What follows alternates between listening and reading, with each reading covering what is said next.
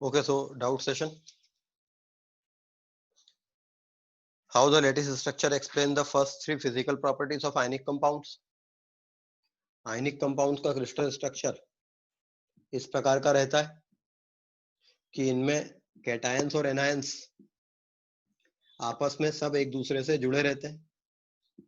एक कैटायन एक एनायन से कंबाइन होने के बजाय एक कैटायन अपने आसपास के सभी एनायन से और एक एनायन अपने आसपास के सभी कैटायन से अट्रैक्ट होता है। यहाँ पर एक कैटायन है, ये यहाँ पर एनायन है, यहाँ एनायन है, यहाँ एनायन है, यहाँ एनायन है, इन सब से अट्रैक्ट हो रहा होगा। और ये एनायन अपने आसपास के सभी कैटायन से अट्रैक्ट हो रहा होगा। तो cation anion they are attracted by each other on a large scale. तो आयनिक कंपाउंड्स में एक सिंगल आयन पेयर बनने के बजाय ऐसा नहीं बनता है कि एक सिंगल कैटायन सिंगल एनायन का पेयर बने। एक एग्रीगेट स्ट्रक्चर बनता है। This aggregate structure is called a lattice. और चूंकि ये एग्रीगेट बन जाता है लार्ज स्केल पर, तो फिर इसकी फिजिकल स्टेट सॉलिड रहेगी। पहली बात तो क्योंकि सारे पार्टिकल जुड़े हुए हैं, तो ये सॉलिड स्टेट में सारे आयनिक कंपाउंड पाए जाएंगे। इन पार्टिकल्स के बीच में काफी स्ट्रॉन्ग फोर्सेस रहते हैं, इलेक्ट्रोस्टैटिक फोर्स ऑफ अट्रैक्शन, और ये पार्टिकल काफी क्लोज पैक हो जाते हैं। इनको और कंप्रेस करना पॉसिबल नहीं रहता है, तो दे आर हार्ड। और ये सारे इलेक्ट्रोस्टैटिक फोर्सेस इकट्ठा हो जाते हैं सब। तो अगर आपको इस स्ट्रक्चर को ब्रेक करना हो तो ज्यादा अमाउंट ऑफ एनर्जी लगेगी, टेम्परेचर ज्यादा लगेगा। तो इस स्ट्रक्चर को ब्रेक करना मतलब मेल्टिंग पॉइंट, या इन आयंस को दूर करना मतलब बॉइलिंग पॉइंट हाई आएगा। तो आयनिक कंपाउंड्स की ये प्रॉपर्टीज इस लैटिस स्ट्रक्चर के थ्रू एक्सप्लेन की जा सके।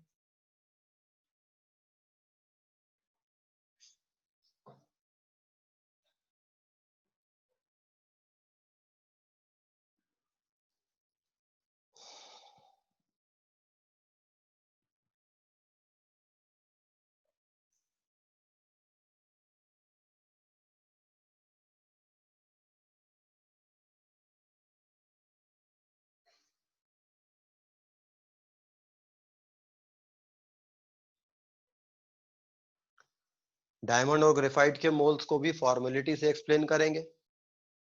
डायमंड का स्ट्रक्चर ऐसा लेटिस बनता है, जैसे यहाँ पर ये कैटायन है, इसी स्ट्रक्चर में हम कार्बन एटम रख दें हर कॉर्नर पर, चार्जेस नहीं हो, ये सारे कार्बन एटम रहे, तो फिर ये डायमंड का स्ट्रक्चर है। ऐसा लेटिस बनता है। हर कार्बन एटम 4 कार्बन एटम से जुड़ता है, वो कार्बन एटम अगले 4 कार्बन एटम से जुड़ता है।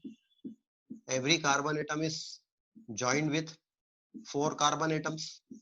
This is the structure of diamond. ये डायमंड का स्ट्रक्चर कहलाता है। ये काफी हार्ड स्ट्रक्चर हो जाता है, तो डायमंड का इंपीरिकल फार्मूला C होगा। और डायमंड का भी कोई मॉलिक्यूल नहीं बन रहा है, तो इसका कोई मॉलिक्यूलर वेट नहीं होगा, तो आप मोलैरिटी नहीं बता सकते। हालांकि मोलैरिटी की जरूरत नहीं पड़ेगी डायमंड में, बिकॉज डायमंड सॉलिड सब्सटेंस है, तो उसको आप डिसॉल्व नहीं कर पाएंगे किसी चीज में।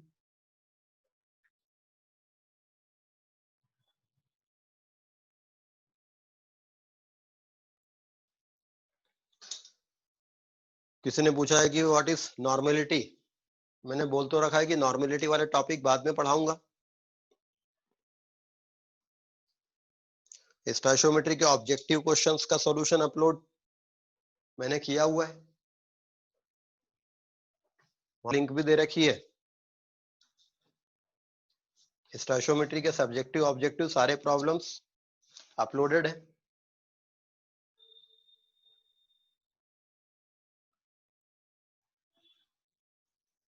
solute and solvent having molar mass in the ratio 10:1. If the solution is 10% by mass of solvent, then mole fraction of solute in the solution is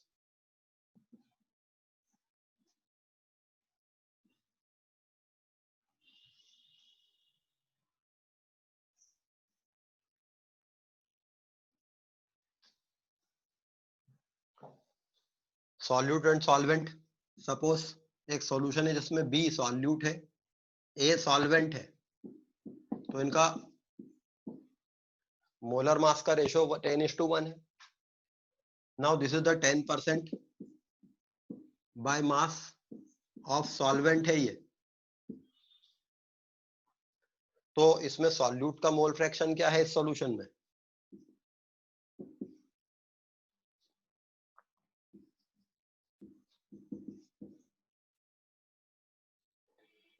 let the mass of solution is 100 ग्राम. तो mass of solvent होगा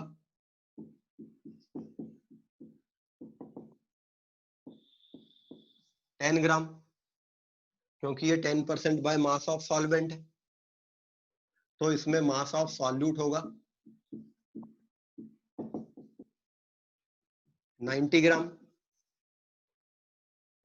तो number of moles of solute होंगे 90/mb. Number of moles of solvent होगा 10/ma. Mole fraction of solute होगा number of mole of solute upon number of mole of solute plus number of mole of solution. Mole fraction of solute हो जाएगा mole number of mole of solute upon number of mole of solute plus number of mole of solvent. इसको solve करेंगे, simplify करेंगे, but simplify करने के लिए MA और MB आपको नहीं पता है, but MB upon MA ratio आपको पता है. तो इसको सिंप्लीफाई करके एमबी अपॉन एमए का रेशो रख दीजिए, आंसर आ जाएगा.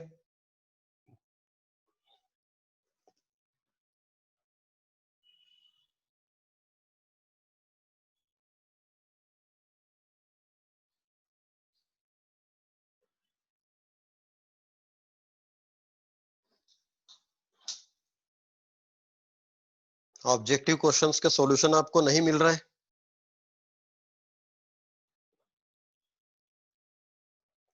जहां से आपको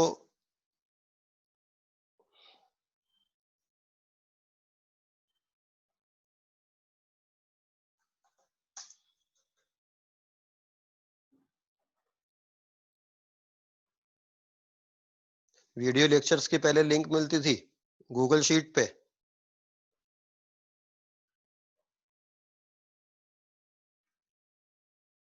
स्टोइशियोमेट्री के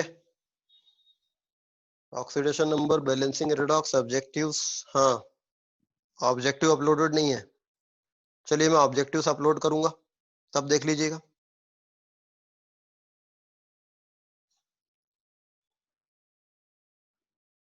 और कोई doubt?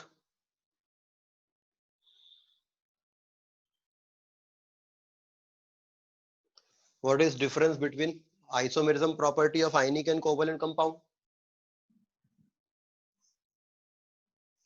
When two or more than two molecules have same molecular formula but different physical and chemical properties, then they are called isomers. जैसे एक मॉलिक्यूल है CH3 C triple bond N, ये है मिथाइल साइनाइड, मतलब C2H3N इसका formula है. एक molecule है CH3N ट्रिपल बॉन्ड C,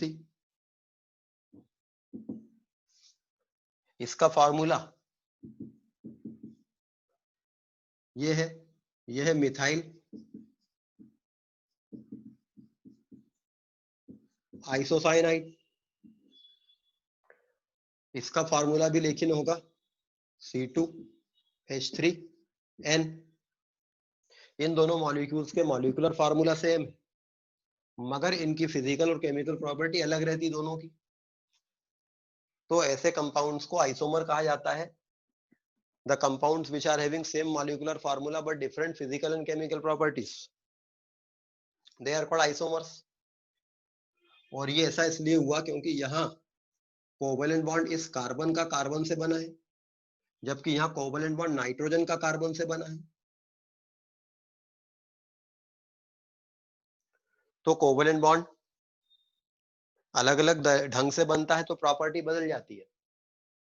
लेकिन NaCl जो कि एक आयनिक कंपाउंड है, ये NaCl लिखा जाए चाहे ClNa लिखा जाए, एटम्स को पलट के जोड़ देने से भी आयनिक कंपाउंड्स में फर्क नहीं पड़ता है। तो आयनिक कंपाउंड्स आइसोमेरिज्म शो नहीं करेंगे, कोवैलेंट कंपाउंड्स में आइसोमेरिज्म पाया जाता है।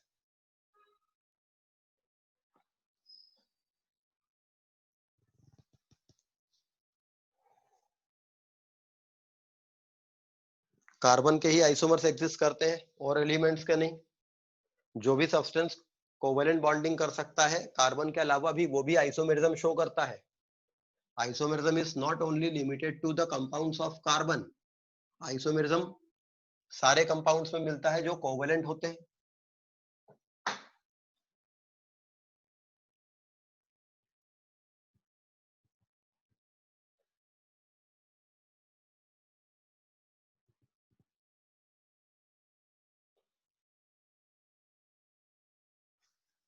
आइसोमेरिज्म अभी मैंने एक्सप्लेन किया। किसी ने पूछा है पोलर सॉल्वेंट्स क्या होते हैं, ये अगली क्लास में पोलर सॉल्वेंट वाली बात बताऊंगा। सॉल्वेंट पोलर और दो प्रकार के होते हैं। सपोज आप एक सॉल्यूशन बनाते हैं, उसमें सॉल्वेंट यूज करते हैं। Solvent can be of two type, polar solvent and non polar solvent.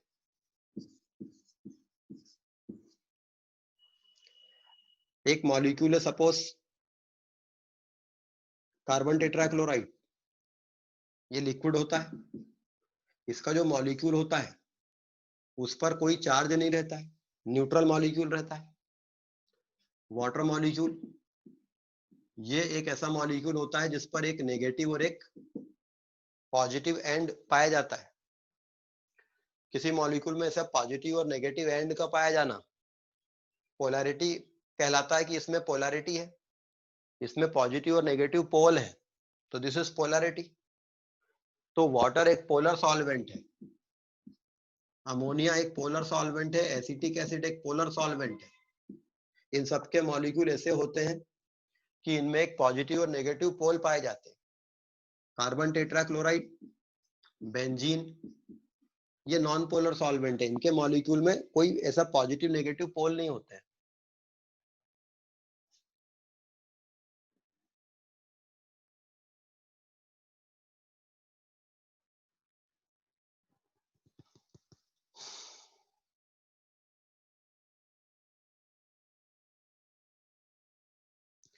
किसी कंपाउंड को मॉलिक्यूल तभी बोलेंगे जब हमें उसमें एटम्स का रेशो पता हो, एटम्स का नंबर पता हो। ऐसा बोल लो कि जब हमको उसमें एटम का नंबर पता हो कि कितने एटम प्रेजेंट है, तब ये मॉलिक्यूल है। कार्बन टेट्राक्लोराइड पता है एक कार्बन 4 क्लोरीन होते हैं, तो ये एक मॉलिक्यूल है। लेकिन MgCl2 50,000 mg है तो 1 लाख Cl रहेंगे। 10,000 mg 2+ आयन है और उसके साथ 20,000 Cl- आयन जुड़ गए आके, तो ये MgCl2 बन गया। इनका रेशो 1:2 है। अब 10,000 Mg2+ है तो 20,000 Cl- होंगे, 20,000 Mg2+ होंगे तो 40,000 Cl- लगेंगे आके। तो ये फिक्स नहीं है कि आयन जुड़ना है, उनका रेशो फिक्स है। तो रेशो को बताने वाला फार्मूला इंपीरिकल फार्मूला होता है, एक्चुअल नंबर को बताने वाला फार्मूला मॉलिक्यूलर फार्मूला होता है।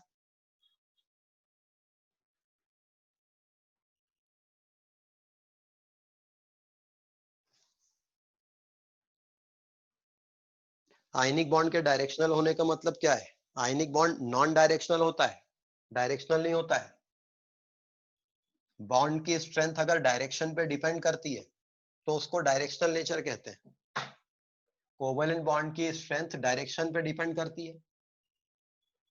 दो एटम के बीच में, सपोज एक एटम था ए, दूसरा एटम इस डायरेक्शन से आके उससे जुड़ जाता है, तो इनके बीच में बॉन्ड की स्ट्रेंथ अलग बनेगी। लेकिन इस एटम ए से दूसरा एटम बी इस डायरेक्शन से आके जुड़ता है, तो बॉन्ड की स्ट्रेंथ अलग आएगी।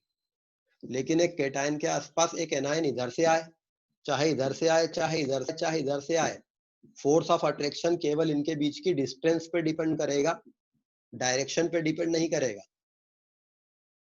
तो आयनिक बॉन्ड नॉन डायरेक्शनल होता है, जबकि कोवेलेंट बॉन्ड डायरेक्शनल होता है।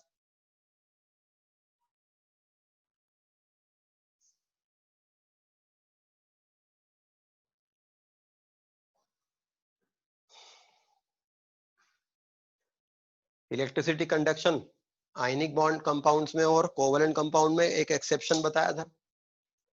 कोवेलेंट कंपाउंड जो रहते हैं ये जनरली इलेक्ट्रिसिटी के बैड कंडक्टर होते हैं। आयनिक कंपाउंड्स में कैटायन एनायन रहते हैं। ये कैटायन एनायन लेटिस में बंधे रहते हैं, तो under the electric field move नहीं करते। लेकिन अगर इस लेटिस को ब्रेक कर दे मेल्ट करके या सॉल्यूशन बना के, तो ये मूव करने लग जाते हैं और इलेक्ट्रिसिटी कंडक्ट करेंगे। तो आयनिक कंपाउंड के लिए हम क्या कहेंगे? The ionic compounds are bad conductor of electricity in solid state but becomes good conductor in solution or molten state. But covalent compounds में ऐसे कैटायन और एनायन नहीं पाए जाते हैं, इनमें कोई चार्ज डेवलप नहीं होता है बॉन्डिंग के समय, तो ये इलेक्ट्रिसिटी के बैड कंडक्टर होते हैं। बट ग्रेफाइट कोवेलेंट सब्सटेंस होने के बावजूद भी हर कार्बन के पास एक एक अनपेयर्ड इलेक्ट्रॉन रखता है, and because of this unpaired electron on every carbon atom, free electron on every carbon atom, हर कार्बन के पास एक फ्री इलेक्ट्रॉन होता है। Electron is a charge particle और this electron can move in the electric field. तो generally covalent compound electricity के bad conductor होते हैं, but graphite is the exception.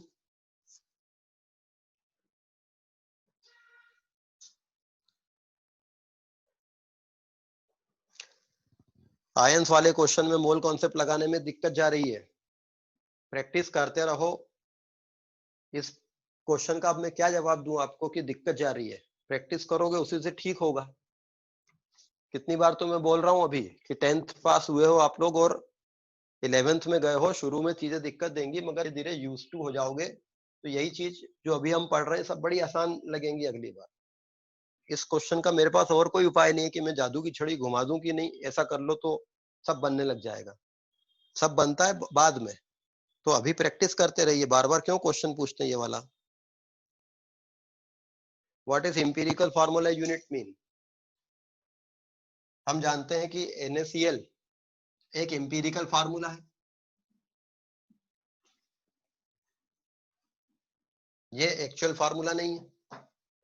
NaCl ये बताता है कि सोडियम क्लोराइड में लेटिस में कैटायन आयन का रेशियो 1:1 होता है। तो सोडियम क्लोराइड का एम्पिरिकल फार्मूला है NaCl। यदि हम इसका मास पता करें, सोडियम का एटॉमिक मास 23, क्लोरीन का एटॉमिक मास 35.5, दैट इज 58.5। तो 1 मोल सोडियम आयन और 1 मोल क्लोराइड आयन से बना हुआ एक लेटिस का मास 58.5 ग्राम होगा। ये NaCl का एम्पिरिकल फार्मूला मास है। अगर मैंने W ग्राम ऑफ NaCl लिया हुआ है divided by empirical formula mass, तो ये मुझे NaCl के नंबर ऑफ मोल नहीं देगा, बल्कि ये देगा number of empirical formula unit, या यूं बोल लो number of mole of empirical formula unit. एक मोल एम्पिरिकल फार्मूला यूनिट होगी अगर सोडियम क्लोराइड मैंने 58.5 ग्राम ले लिया, तो वो एक मोल एम्पिरिकल फार्मूला यूनिट है।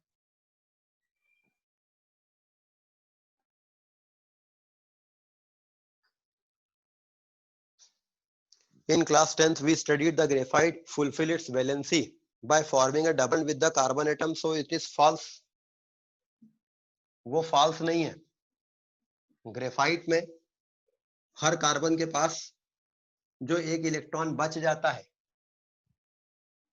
वो अपनी उस प्लेनर शीट में अनयूज्ड इलेक्ट्रॉन, ये जो कार्बन के पास बच गया है, ये अपनी इस पूरी स्ट्रक्चर में हर कार्बन के पास एक एक इलेक्ट्रॉन है, तो ये इसके साथ कोवेलेंट बॉन्ड बना लेता है, ये इसके साथ, ये इसके साथ, तो ये रहता डबल बॉन्ड के फॉर्म में है ऐसा। लेकिन ये बॉन्ड वीक रहता है, तो at the time of need ये बॉन्ड आसानी से टूट जाता है।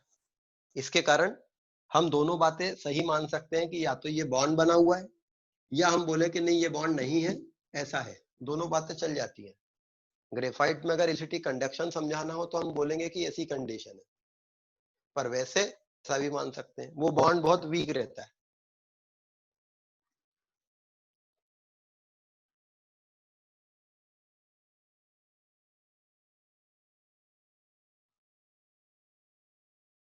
राजकुमार। हाँ जी। सर आपने बताया था कि कोवेलेंट बॉन्ड जो है उसमें low melting point and boiling point रहता है, और जनरली बोला था आपने। तो फिर जैसे डायमंड तो एक कोवेलेंट बॉन्ड है, लेकिन इसका मेल्टिंग पॉइंट जैसे 3300 और ग्रेफाइट का 2200, ऐसा क्यों? क्योंकि ये एक्सेप्शन है उनके, इसलिए। तुम ही बोल रहे हो कि मैंने जनरली बोला था। अब जनरली वर्ड का मीनिंग क्या होता है कि वो बात यूनिवर्सल नहीं है। जनरली मतलब मैक्सिमम कोवेलेंट कंपाउंड के लिए वो बात सही है, लेकिन तुम ही तो कह रहे हो कि डायमंड ग्रेफाइट के लिए बात सही नहीं है। तो जनरली वर्ड स्पेसिफाई हो रहा है कि नहीं, जनरली वर्ड का मीनिंग वहां आ रहा है कि नहीं? आ रहा है सर। इसलिए जनरली वर्ड यूज किया था।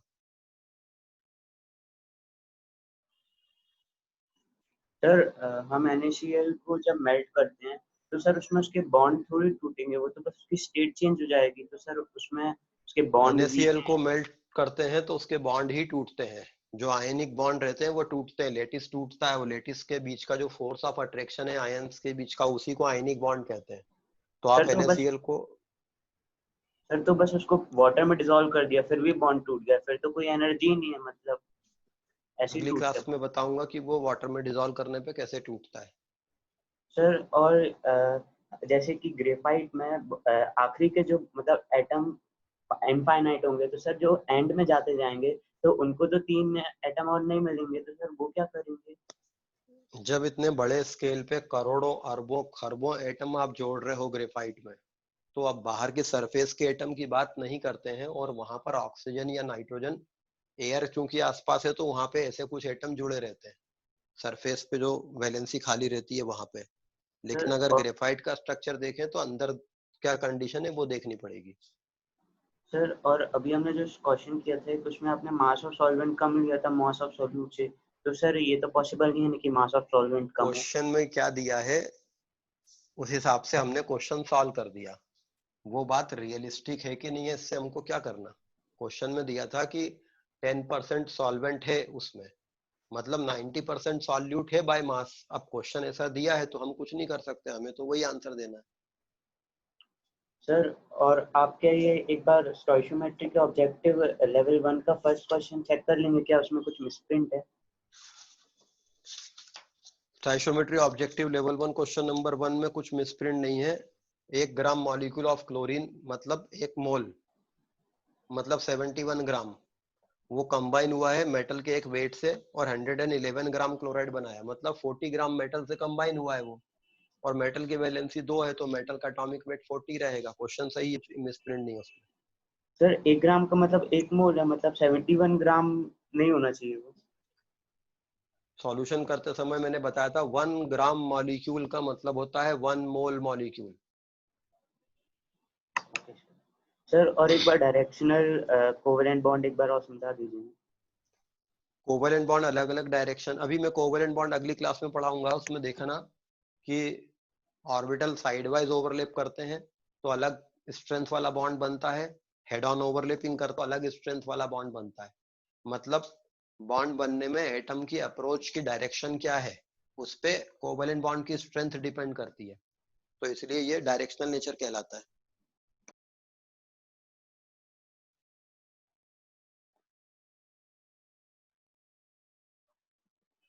और कोई डाउट?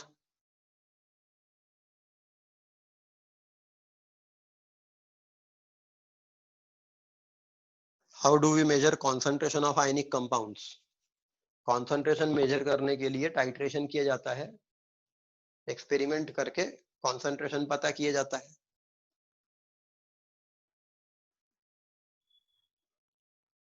चलिए बाकी का नेक्स्ट क्लास में देखेंगे।